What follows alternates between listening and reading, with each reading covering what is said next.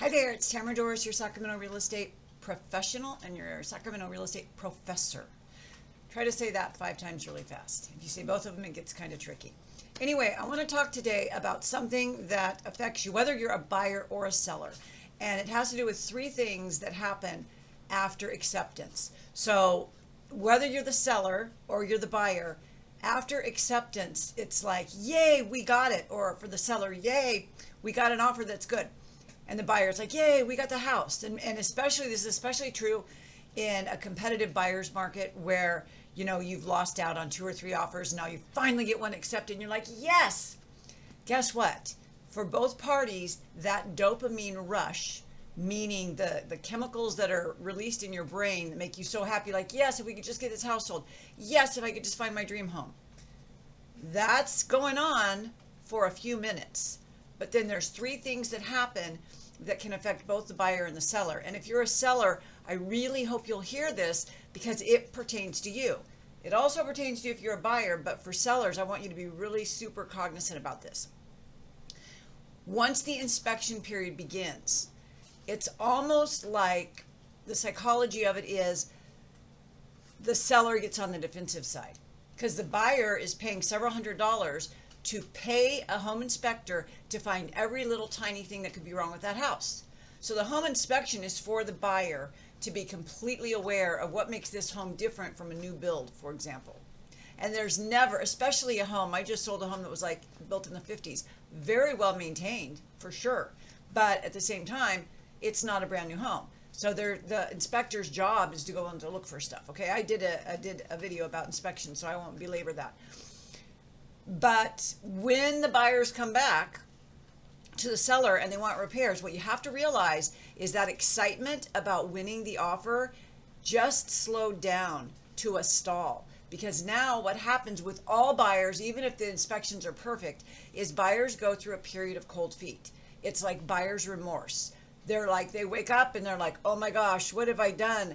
I'm going to be paying $4,000 or $3,000 a month on this house. Is it the right house? Look at what this report says. The inspections, oh my gosh. Okay. And then the third thing is the appraisal. What if it doesn't appraise up to what the purchase price is? Now, that will make buyers, most of the time, that will make buyers say, no way, I'm not going to pay more for a house than it's valued at. And for the sellers, they again can go on the defensive and say, I'm not going to sell this home for more than it's worth, for less than it's worth. But you have to understand, 90% of the time, 95% of the time, I would go so far as to say, the appraisers are accurate. The appraisals are accurate on the property. It probably means that the agent wasn't thorough enough, or, not throwing any agents under the bus here, sometimes the agent missed out on something that went off the market or something that had extra concessions and they didn't do their due diligence and check to see why that house sold for so much. There's other little nuances there that I wouldn't blame agents for, but you know, it just depends on what's going on. So the inspection period matched with buyers getting cold feet, matched with what if an appraisal doesn't come in. So those 3 things will affect you no matter who you are, whether you're a buyer or a seller. So let's talk about how we're going to get through them. From the seller's perspective, the best thing that you can do is to be very open-minded and to understand that there are going to be, when the inspections come through, there's going to be a lot of stuff on there, and you need to consult with your agent to find out what should I pay for and what should I not pay for. And you're under no obligation to pay for anything, but you have to understand if there are some red flags in that home inspection report and they grade them, like these are high priorities, and you're not willing to at least help with those expenses or those repairs, you know, that's not really fair, because the buyers, even though it's inherent in the California real estate listing and purchase agreement that all sales are as is, that's not how people look at it. It is. There's actually language in the contract that says this is an as-is sale. But buyers don't go into it with the idea that if there's something big wrong with it, I'm not going to ask you to fix it. Okay? So when you're the seller in that position, be sure that during the inspection period, when it starts, your half is to do the disclosures. and be super, super honest on those disclosures. If there's a leak in the pool, but it only happens the third July of every leap year, put it down. If there was that one time that there was a leak and then it just went away, put it down. You have to be super honest, because here's what happens. If you're not super duper honest, and that presumably the buyer's agent is going to go through really closely, page by page, issue by issue, and if there's not a match to what you say is going on with the house and what the home inspector says is going on in the house, you're already taking a buyer who's right about that brink of cold feet, buyer's remorse, and now it's like, ooh, do I trust this seller? Is this seller telling the truth? This seller's the one that lived here, so I don't know, right? So you have to think, this is what I always tell people, you have to think like a buyer when you're a seller, and when you're a seller, you have to, I just said that. When you're a buyer, you have to think like a seller, and when you're a seller, you have to think like a buyer, because that's what's going on. And this is largely a game of psychology and emotion. And anyone who tells you it isn't is wrong. Even Warren Buffett is very well quoted as saying, people who cannot manage their emotions cannot handle their money.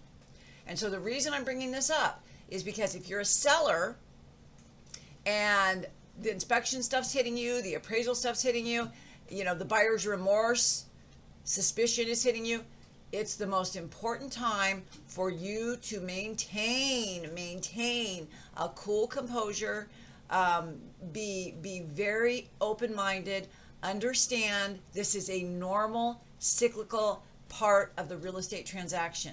They get super excited and then they start to wane in that excitement. Why? Because reality hits them, buyer's remorse. It's getting nervous right before you walk down the aisle. I really, really often compare it to a wedding. You're like, what am I doing? Is this a big mistake? But I want you to think about that. If a seller is having buyer's remorse and having second thoughts, and then the inspection or the home inspection comes in and it's got a lot of stuff, and then you get really defensive as a seller and you're like, well, I'm not fixing anything. That buyer has the absolute right to turn around and walk away. Even if they're wrong, they have the right to walk away, take their deposit back, and then guess what? You have to start from ground zero. And I'm only saying that because in right now we're in spring, and it's a real estate everyone's going and buying real estate or selling real estate because it's spring, and this is what happens through spring through summer. And the adage is that people want to get situated if they're going to move, especially if they have kids, because for the school semester to start in August. So this is always historically the busiest time of the year. And if you're a seller and you're being a little bit hard-headed, nothing personal, but if you are, then you could lose precious market time. You could have taken your house off the market for 2 weeks to get to the point that the buyer is asking you for something and you're saying, no, I'm not going to pay for it no matter what. The buyer already has buyer's remorse. They're going to walk. And then you've got to start all over. And you could have, in that last 10 days, 12 days, you could have sold it 5 times, but now things are shifting and now you may have to wait a month to get another buyer. It happens. I see it happen all the time. I also see it happen when I have sellers and they are haggling over $2,000 or $3,000, and then the buyer just says, forget it, we're out of here. And then it could take us a month to get another offer that's even close to that good. So I just ask you, no matter what side you're on, buyer or seller, I love y'all, but I'm just saying that you have to have a grounded, relaxed, open mind, open heart, and really put yourself in the other person's position. Okay, that is the absolute best thing you can do in order to have a transaction that goes through, that gets us to the closing table, that makes you, the seller, happy with your money, you, the buyer, happy with your home. That is the goal, right? That is the absolute goal. So hopefully you found that helpful, and I appreciate you watching. Click below if you want to have a chat about selling or buying in the Sacramento area. Bye-bye for now.